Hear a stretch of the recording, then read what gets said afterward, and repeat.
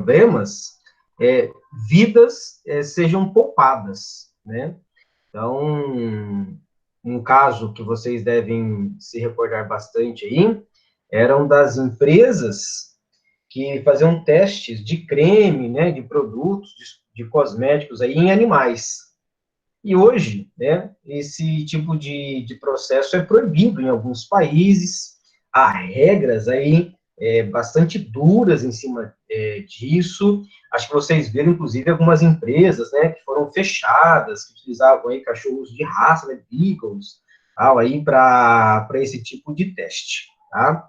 Então, não temos mais, né, esse tipo de teste com cosméticos e não temos mais também esse tipo de teste aí com radiações ionizantes, né? A gente não precisa lá estourar uma bomba e colocar animais em volta para, né, analisar depois o que aconteceu ou não com esses animais, né? Bom, então, verificando que, né, nós temos hoje formas, né, diferentes de medir esses problemas e, né, acima de tudo, nós reconhecemos aí a periculosidade envolvida na radiação ionizante, tá? Isso é bastante importante, tá? Bastante importante que nós reconhecemos que é perigoso, tá? Existe, então, né, um sindicato, né, a classe, né, dos trabalhadores em radiologia, né, se organizaram de uma tal forma para garantir a segurança dos trabalhadores. Isso já lá em, né, 1925. Mas é interessante isso, tá? Que você tem esse reconhecimento, então, de que, né, é necessário cuidado, tá? É necessário, então, o cuidado. Bom, bem, e nós estamos aqui falando de grandeza de proteção, né? Eu só estou voltando aqui, acho que um ou dois slides do que eu estava no finalzinho da aula passada, né? Então, o que são essas grandezas de proteção? As grandezas de proteção, elas são usadas aí, né, principalmente com as pessoas que estão trabalhando ali, né, em contato, de fato, com a radiação ionizante, tá? E ela prevê o quê? Né? Está grifado ali, esses limites máximos admissíveis de dose, né? Ou para o órgão, ou para o corpo todo. Recordando vocês também que não é só, né? Não é só aí né, a pessoa que trabalha com radiologia que está exposto à radiação ionizante. O piloto de avião também está exposto à radiação ionizante. Um voo particular de Londres até São Paulo são 12 horas, né? Você tem uma exposição aí à radiação ionizante por 12 horas, certo? Se é uma pessoa viajando, quantas vezes ela faz essa viagem, né, durante aí o ano, né, ou durante a sua vida? Agora, quantas vezes um piloto, né, não vai fazer essa viagem aí? Não estão no RA esses slides, Fátima, mas eu posso colocar, tá? Não coloquei, mas eu vou colocar então.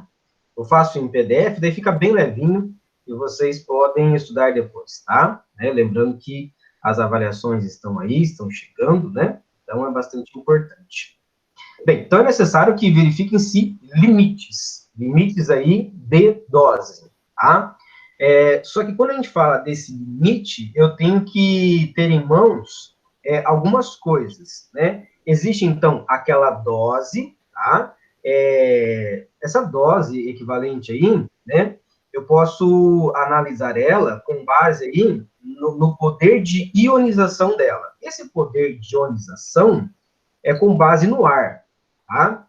Só que, né, esse poder de ionização, eu tenho que ter também na minha mão aí que tipo de radiação eu estou trabalhando, né? Então, poder de ionização, o tipo de radiação, de partícula que eu estou trabalhando, tá? E também em qual parte do corpo que isso está incidindo. Por quê? Porque é o seguinte, né? Vou um passo para trás aí.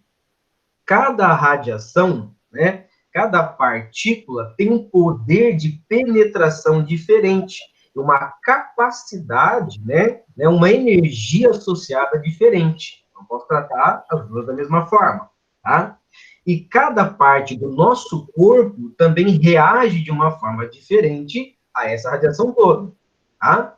A palavra, professor, é um pouco repetitivo. É repetitivo mesmo, tá? Você já entendeu isso, a gente sempre vai estar voltando nesse ponto, né, para conseguir seguir adiante com os nossos estudos, tá? Então, o que temos aqui, né? Primeiro caso aí, dessas grandezas de proteção, o que nós chamamos de dose equivalente no órgão e no tecido. Tá? Essa dose equivalente é dada por aquele Hzinho, tá? Esse HT, esse T é de tecido, tá bom? Então, ele é igual a quê? Tá? Essa dose absorvida, tá? Essa dose absorvida tem DTR, tá? Esse DTR, T é de tecido e o R é de radiação, tá? E nós multiplicamos, então, essa dose, né, absorvida no tecido aí devido ao tipo de radiação, por um outro fator, né, que é esse WR, tá? Esse WRI, chamado de fator de ponderação, tá? Ele é colocado por quê? Porque cada tipo de radiação, ele produz, né, tá grifado também aí, um efeito biológico diferente. Então, eu tenho que ter esse fator de ponderação ali, tá bom? Voltando de novo. Dose equivalente, tá? Nós estamos falando no tecido, HT, no tecido. É a dose absorvida, tá? Essa dose absorvida aí tem essa relação com o tecido e com a radiação e é multiplicado por um fator, tá? E eu me recordo, eu parei nesse slide aqui, tá? Então, nesse slide, nós colocamos a seguinte situação. Nós colocamos a situação de 1 miligrade de dose absorvida, tá? Então, tenho 1 miligrade de dose, tá? 1 miligrade de dose, a dose é esse DT aqui, tá? Então, eu tenho 1 miligrade. Só que eu tenho duas radiações diferentes. Eu tenho uma, tá? Que é o raio-x ou a radiação gama, tá? E a outra, a radiação alfa, tá? O que vai acontecer? O fator, né? O fator aí devido à radiação, pelo qual é multiplicado, no caso do raio-x ou do raio gama, é 1, tá? Então, fica certinho. 1 miligrama de dose absorvida resulta em 1 milisievert de dose equivalente. Porém, quando eu falo da radiação alfa, tá? Eu tenho aí uma dose equivalente que é 20 vezes maior, porque justamente aquele ômega R é igual a 20, tá? Então, o que vai acontecer? Eu tenho esse problema, tá? Problema porque eu tenho que fazer essa análise. Eu tenho essa análise, tá? Desse fator. Bom, só ver aqui, tem uma gente entrando. Oi. Tranquilo, Célia, sem problema nenhum. Uma coisa, quando vocês entram, eu aceito vocês. Quando vocês caem e entram de novo, eu não preciso mais aceitar, tá? Então, vocês não me incomodem, nunca me incomodam. De entrar na minha aula, né? Pensam, entra aí mais, né? Mas vocês, eu não percebo, tá? Inclusive, eu estou só vendo o slide, depois eu tenho que voltar ali, mas eu não percebo, ok? E imagina, né? Nunca vai ser incômodo.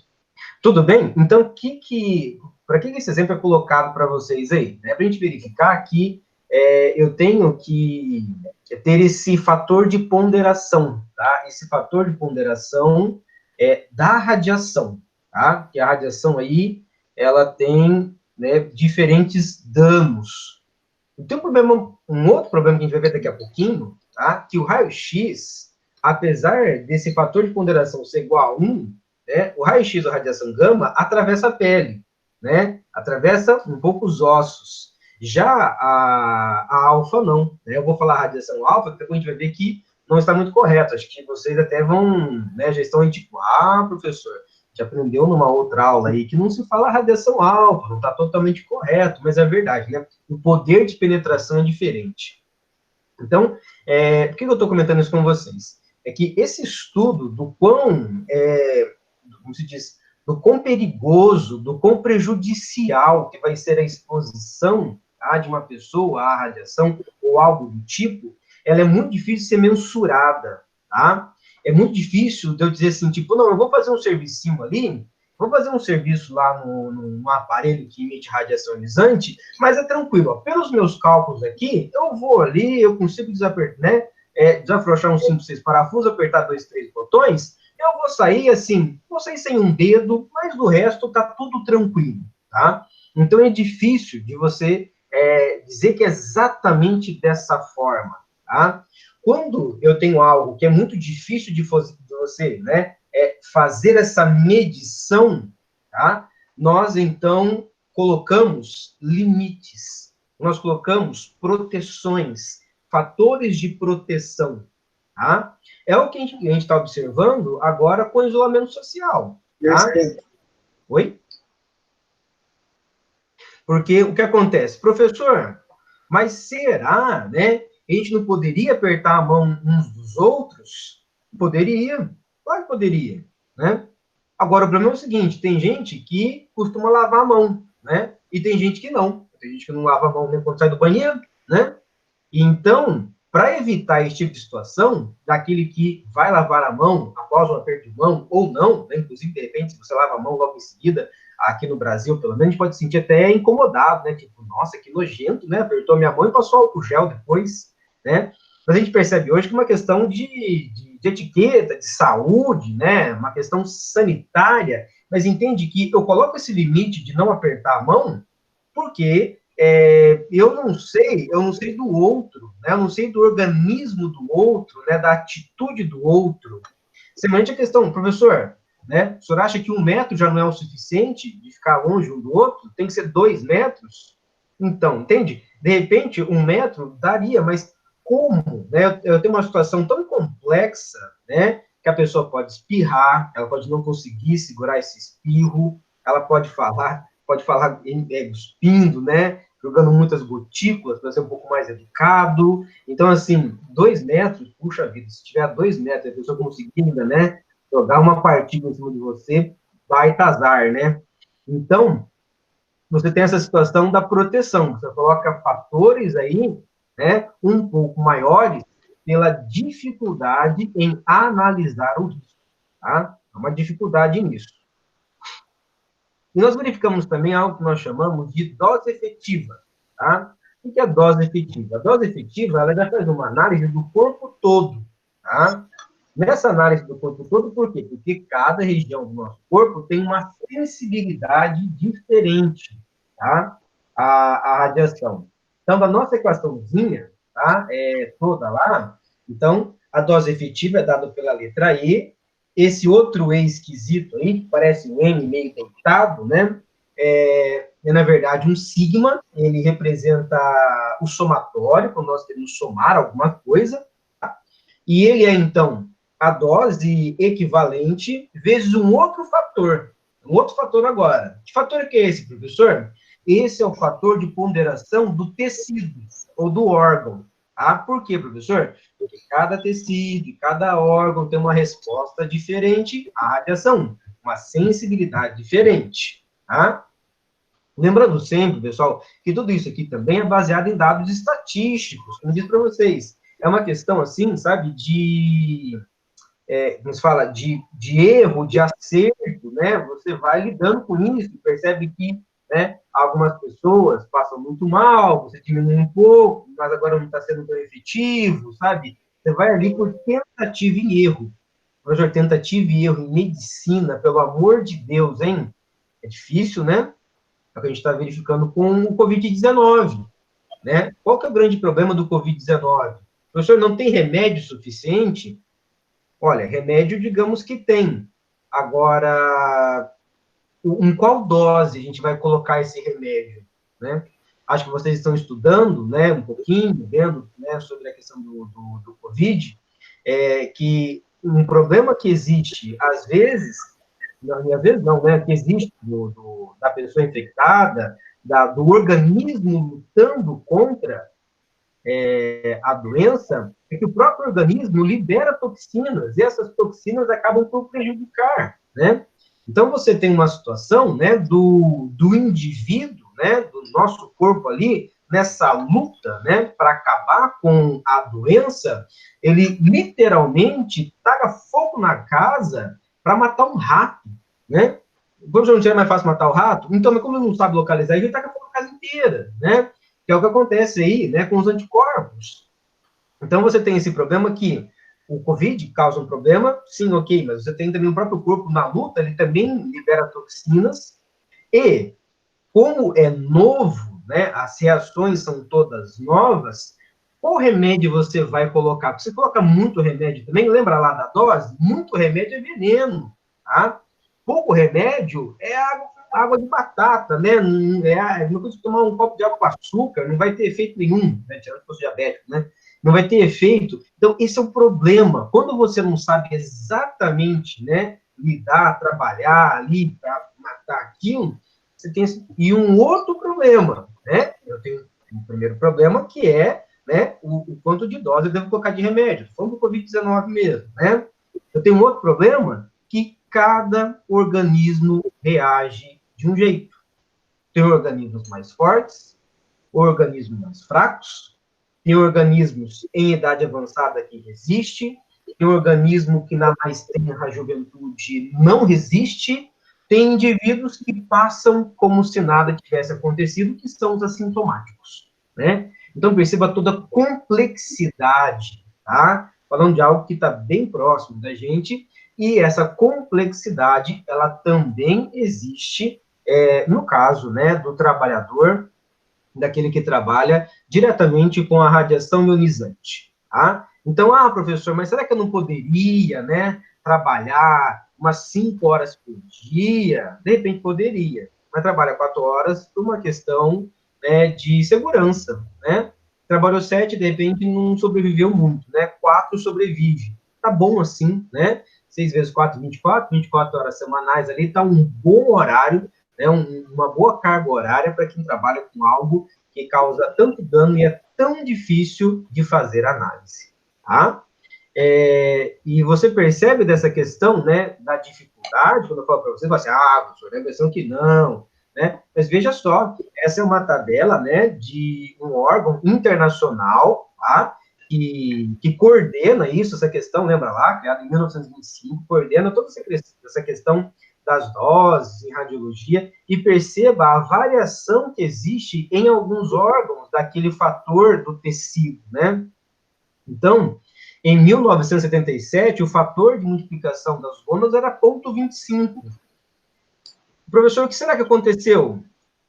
De repente alguém percebeu que né, os homens aí, né, que trabalhavam, né, tirando o raio-x, tinham poucos filhos, ou não tinham filhos, uma dificuldade para engravidar, né, aí, né, as suas parceiras, tal, você vai fazendo uma análise, entendeu?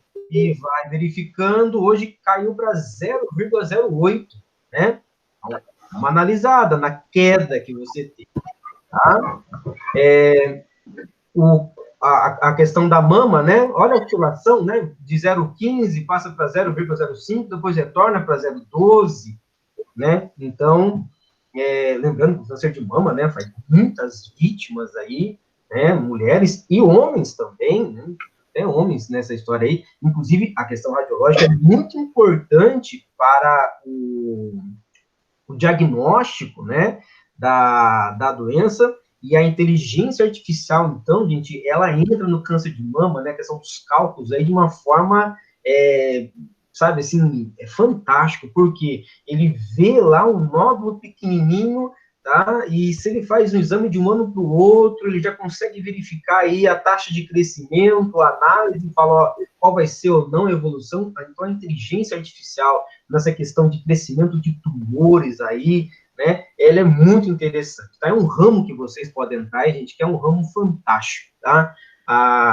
Eu coloco assim, eu acho né, essa profissão, esse trabalho todo, assim, vocês trabalham com a saúde, mas é com um lado B da saúde, né, essa questão do exame, do diagnóstico, que é uma coisa, assim, que as pessoas normalmente não dão muito valor, né, mas tem um peso que é muito grande, né? Tem uma coisa que deixa o peão aí, né, com a pulga atrás da orelha, é o resultado do exame, né?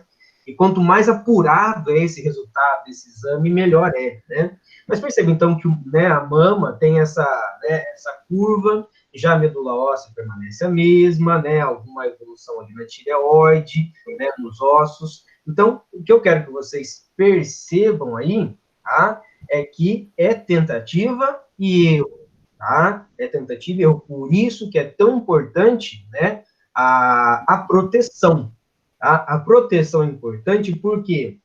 Porque como você é um trabalhador, né, você ali, né, é ocupacionalmente exposto à radiação, existem os níveis mínimos, os níveis seguros, tá?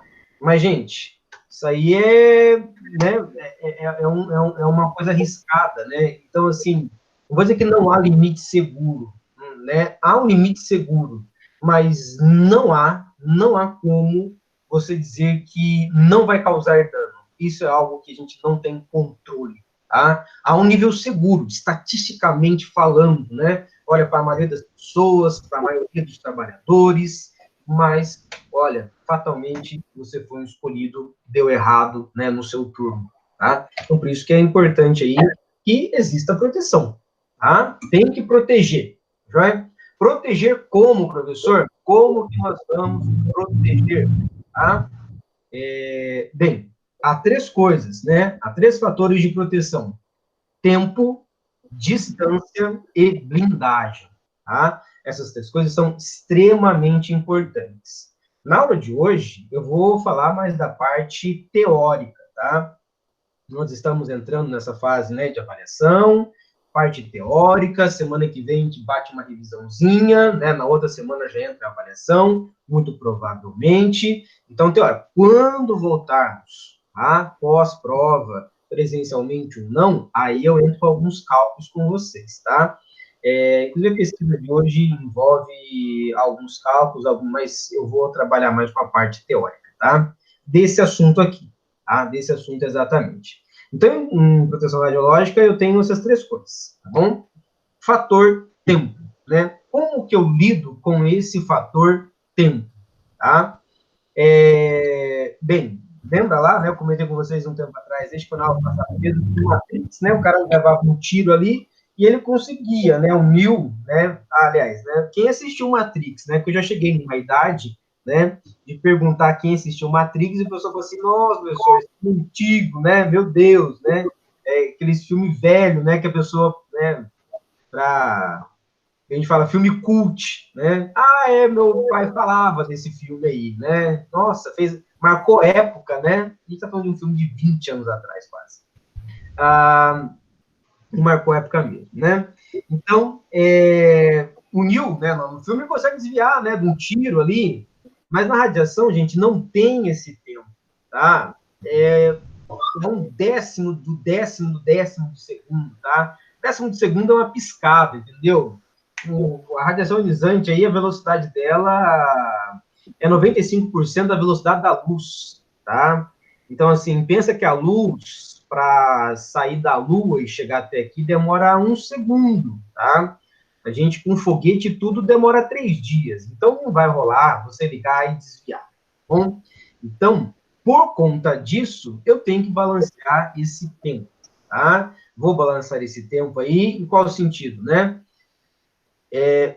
Tem que produzir, né, esse bom efeito, que é uma imagem, que é um diagnóstico, só que eu não posso prejudicar muito o corpo. Lembra lá? Eu tenho que tacar fogo na casa, eu tenho que deixar pelo menos uns 2 cômodos para morar, né? Eu não sei onde está o rato, eu vou tacar fogo em tudo quase ali, tá? Só que eu tenho que reduzir esses malefícios, tá bom?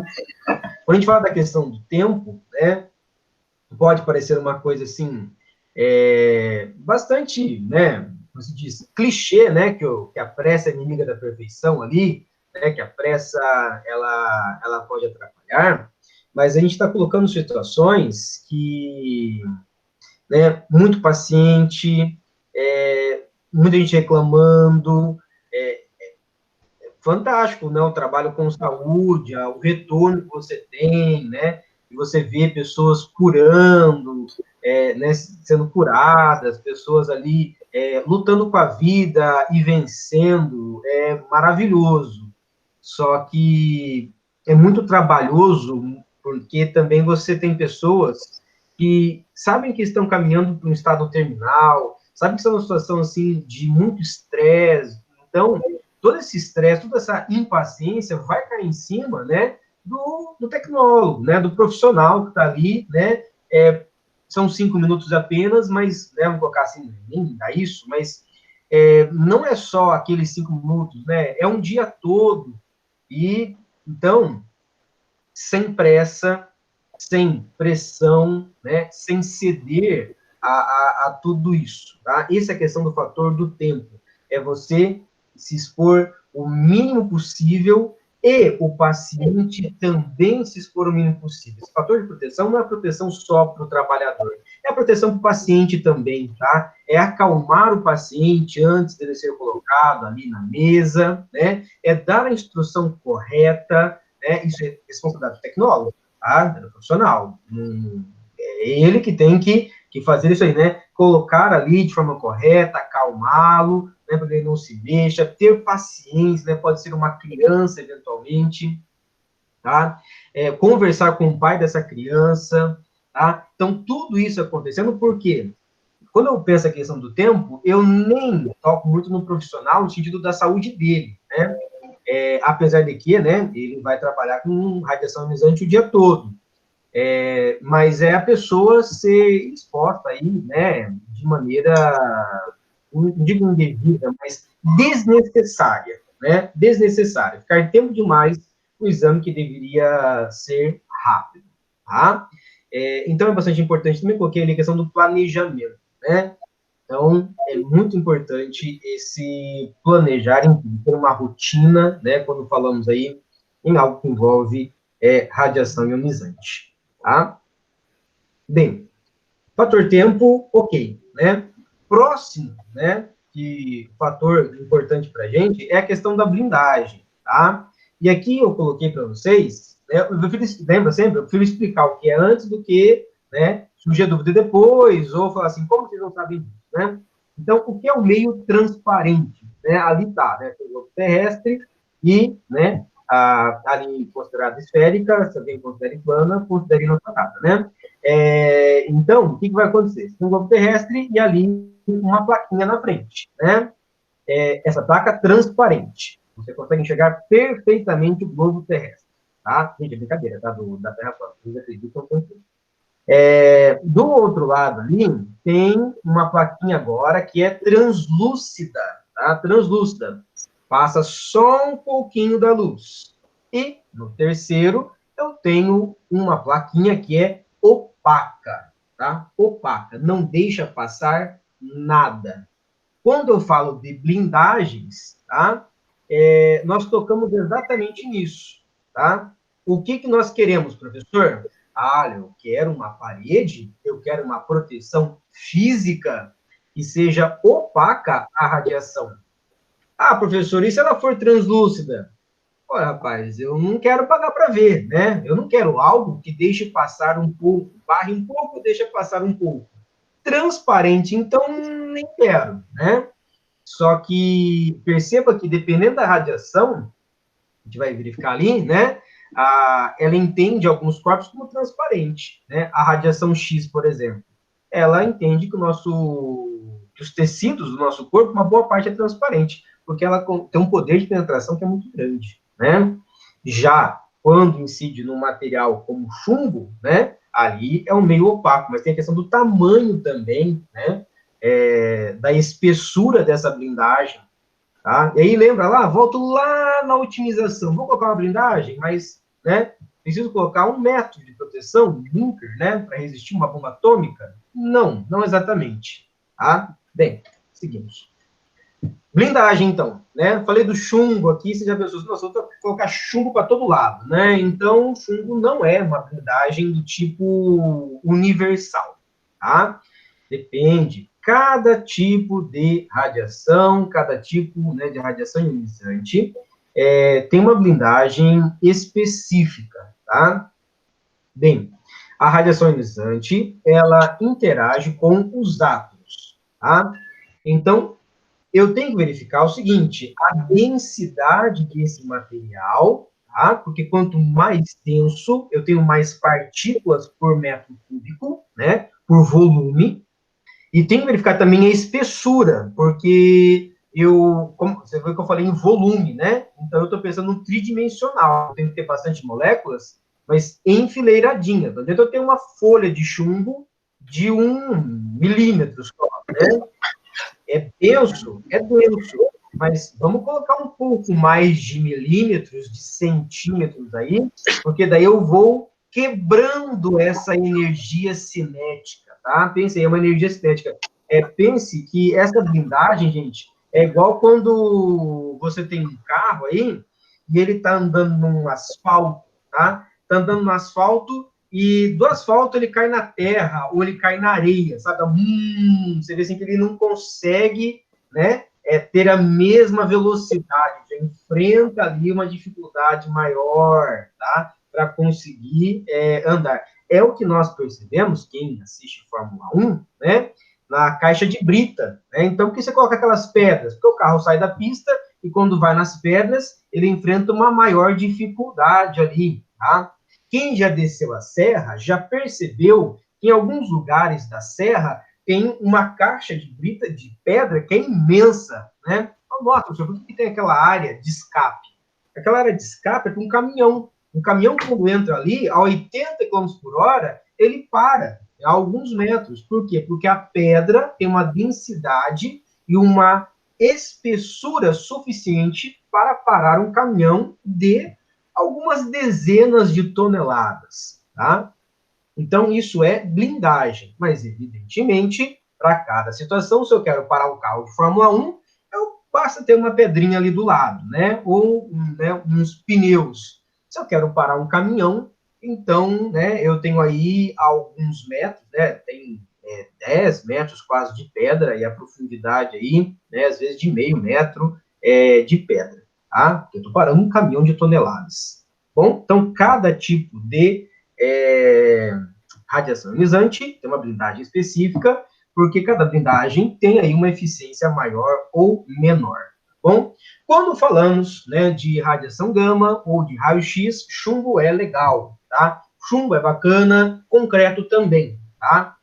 Fala assim, concreto, senhor, concreto. O concreto é fácil, né, gente? Concreto você consegue fazer uma parede espessa de concreto não é um problema, é um material fácil, material relativamente barato, de fácil acesso, não é fácil que chumbo, né? Não sei quantos de vocês já encontraram chumbo para vender em casa de material de construção, né? Eu nunca encontrei, mas concreto é fácil, né? Então você pode usar o concreto também aí, né, como fator de proteção. E tem também as argamassas baritadas, né? Quando a gente fala do baritado, é bário, cloreto de bário, né? Que é um material que é denso o suficiente aí para barrar, então, né, a radiação ionizante, tá? Então, a gente fala na argamassa baritada, né? Ah, professor, eu coloquei lá uns blocos de chumbo. Ah, ok que você colocou um bloco de chumbo, tá? E você vai assentar esse bloco com o quê? Vai assentar ele com uma massa comum de areia, né, e cimento, porque a radiação ionizante, né, ela vai passar, né, ela ok do chumbo, mas em qualquer outra, uma pedra ali, né, uma areia com cimento, provavelmente vai passar. Então, por isso da argamassa baritada, é para tampar todos os buraquinhos mesmo, né, não ficar nada sobrando, ok? Também, né, pode ser aplicado o tungstênio. O tungstênio aí, ele é denso, ele resiste a altas temperaturas, então ele consegue absorver bastante energia. Obviamente, gente, que tem uma questão também do fator preço, né? Lembra lá? Volta lá a otimização, tá? Tungstênio, gente, você usa na ponta de caneta, usava nas lâmpadas antigamente, você usa dentro do filamento. Então é caro, tá? Não é uma coisa muito barata, né? Investir em chumbo em concreto talvez seja melhor, tá? Na radiação beta, né, um número atômico baixo já dá conta, né? Então, plástico, acrílico, madeira, até água. Por quê? Radiação beta, na verdade, não é radiação, é uma partícula, né? É um átomo aí, e ele é relativamente grande, então ele consegue ser barrado, né, facilmente aí. Aí você fala assim, professor, água, professor? Água, tá? Tira essa coisa do chumbo. É igual, por exemplo, tem o ácido mais poderoso, tá?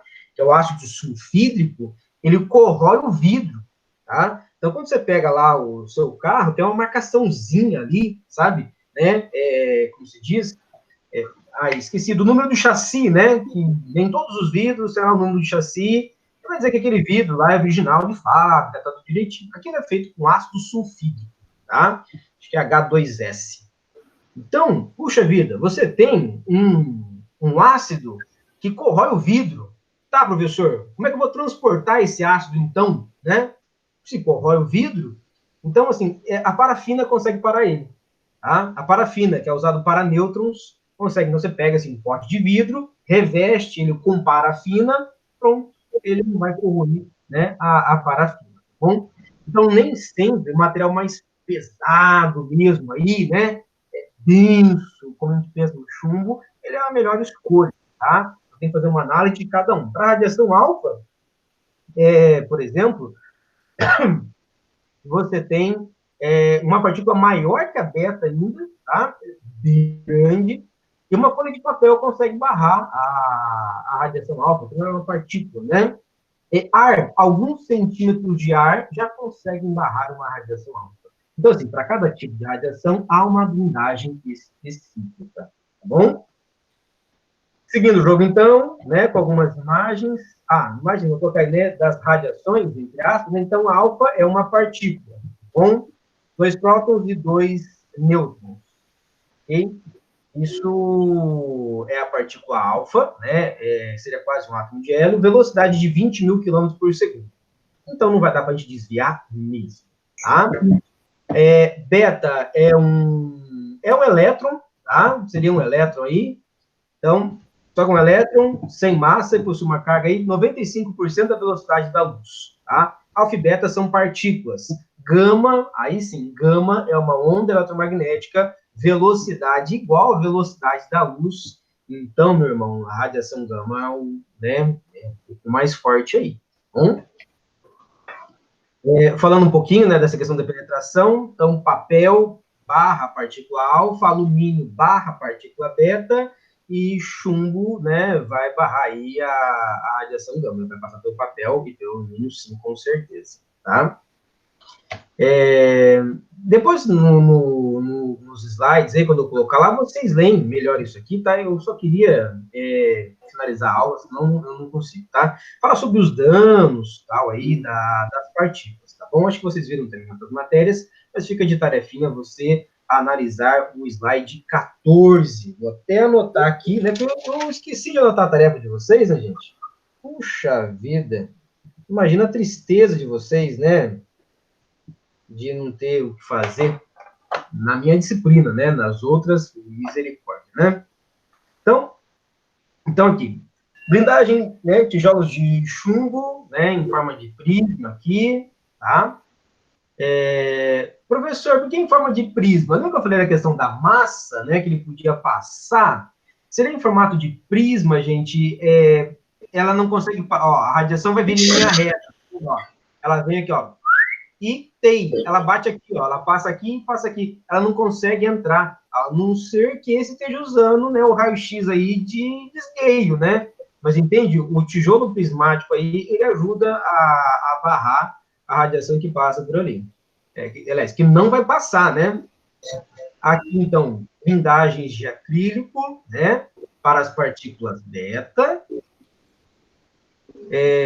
Aqui, né, uma blindagem do vidro com chumbo, né? Lembra lá que o chumbo tem o símbolo PB, vem de plumbum, né? Então, plumbífero, né, para trabalhar, então, com emissores gama.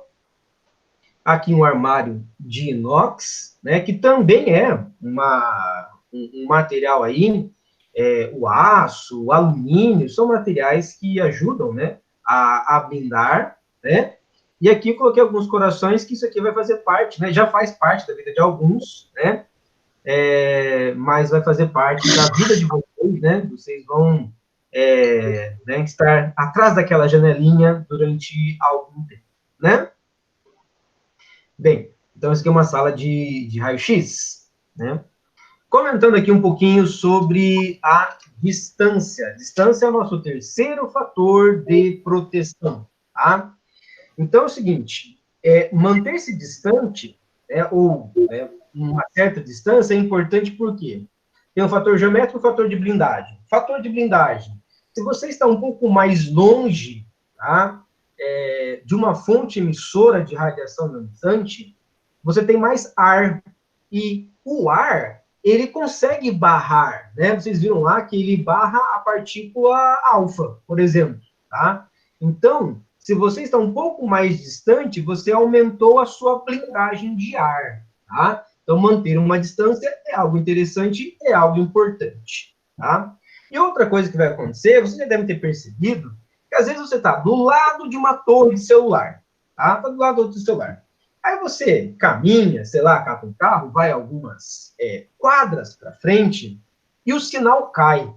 Ah, não precisa nem ser todo celular. Wi-Fi mesmo, Wi-Fi. Você está no cômodo, está lá, né, cheio, as barrinhas lá do Wi-Fi, você afastou um pouquinho, né, ele cai. Por quê, professor? A radiação, gente, ela é emitida de maneira tridimensional, tá? É uma esfera, são esferas que são formadas, igual o som. Quando eu falo com vocês, meu vizinho do lado esquerdo escuta, do lado direito escuta, meu cachorro que está atrás de mim escuta também, por quê? O som é tridimensional, tá? Sendo tridimensional, tem um fator, tá? Que chama essa lei do inverso do quadrado da distância, tá? O que isso quer dizer, né? É um feixe divergente, tá vendo aqui? Eu coloquei o convergente, o divergente e o paralelo. A radiação, assim como o som agora, ele é divergente. Então, o que acontece? Se você dobra a distância, o sinal de Wi-Fi cai 4 vezes. Se você triplica a distância, cai 9 vezes.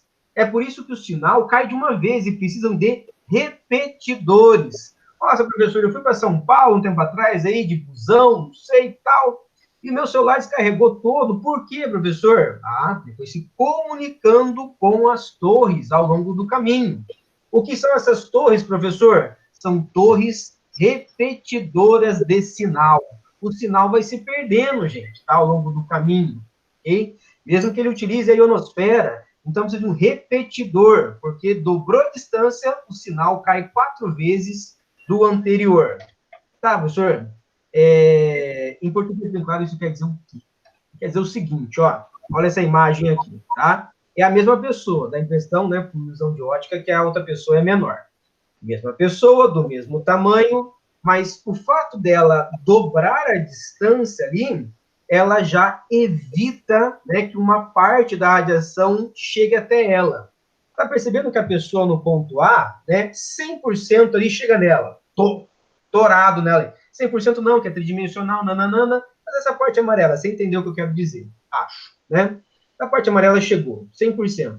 Ela dobrou a distância, uma parte já não a atingiu, tá? Então, é por isso que o fator de distância, ele é tão importante, tá bom? Recapitulando, fatores importantes aqui pra gente. Distância, blindagem e tempo, tá? E estudamos também um pouco hoje sobre as doses. A dose equivalente, pensando no corpo todo, e a dose pensando em cada tecido de forma separada. Bom? Gente boa, eu vou pedir para vocês, então, elaborarem resumos, tá ok? Para semana que vem, nós fazemos um apanhado geral. Então, só esperem aí essa... A gente vai fazer para a semana que vem, eu vou liberar até sábado para vocês. Eu quero ver como é que vai ser o calendário, prova, como é que vai ser, deixa de ser, tá bom? Mas, assim, meu conselho é, estudem, tá? Na avaliação, vai cair até aqui, tá bom? Na avaliação, vai cair até aqui. Eu vou elaborar uma listinha para vocês, então, revisarem, mas já vão, de alguma forma, estudando, tá bom? Gente, uma boa noite para vocês, bons estudos, se cuidem, tá bom? Essa aula, então, ela